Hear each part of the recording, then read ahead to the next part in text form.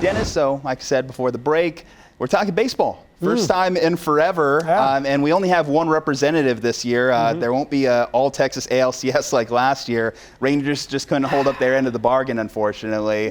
But Astros, people have been talking, is this a dynasty for the longest time? I still will hold the standard of you need 3 championships.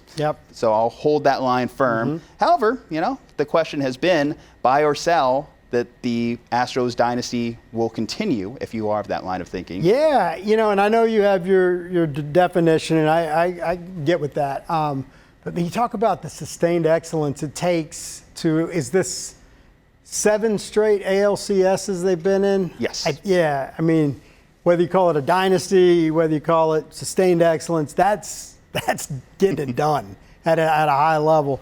Will they? It's not like this isn't their best version in the last whatever, but I think it's good enough to get back to that ALCS, and then you get back to that and anything goes.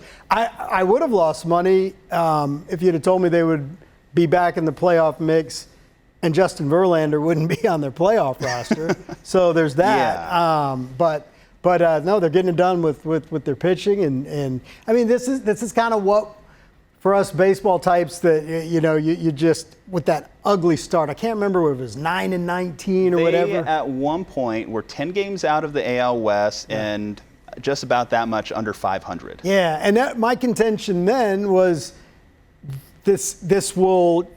it'll bounce back because they're not going to fall off a cliff. Yes. At least I didn't think they were. And sure enough, here we are. I mean, they're back in the postseason, and they have just as good a shot. I mean, I know the O's look pretty stout, but I think the Astros have just as good a shot to do.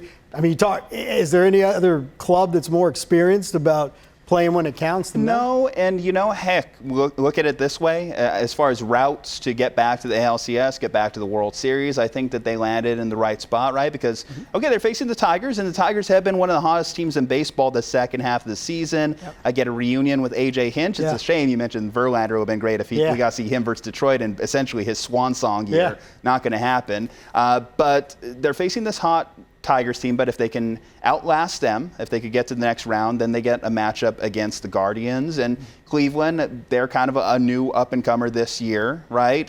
They avoid the Yankees, right? They avoid the Yankees until ALCS time, and I think that is the big difference maker. Going back to when things were really at their worst, right, for this team this year, and injuries were piling up. Of course, the Yankees swept them in a 4-game series.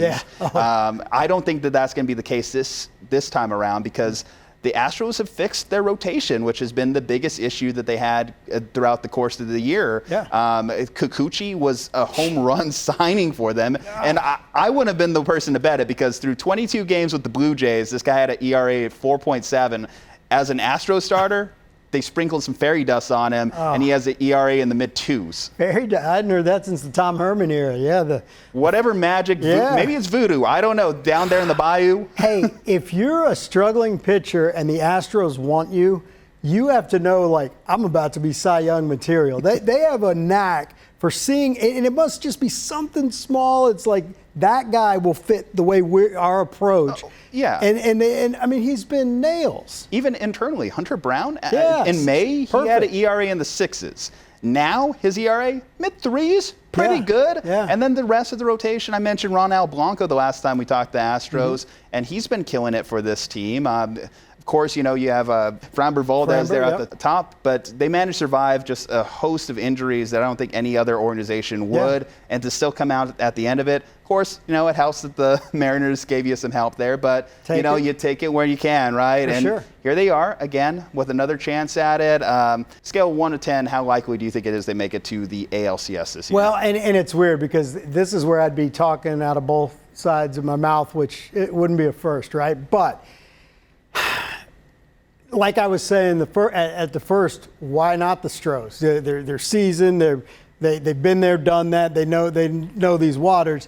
But to your point, I do know in baseball, and again, I'm not breaking out the baseball almanac, but I've seen times when the hot team wins, and that's real. And so if this Tigers team is that team, fair enough, then it wouldn't shock me if they stay hot, because we've seen that happen before in playoff baseball. For the day one. the diehards, the first-timers, the old-timers, for all the rivalry matches, buzzer beaters, and come-from-behind miracles. It's not just stats and wins and losses, it's the moments, the shots you can't believe went in, the times you can't do anything but believe. And it's all streaming right here on your connected TV anytime on Fox Local. The Sports Office, streaming anytime on Fox Local.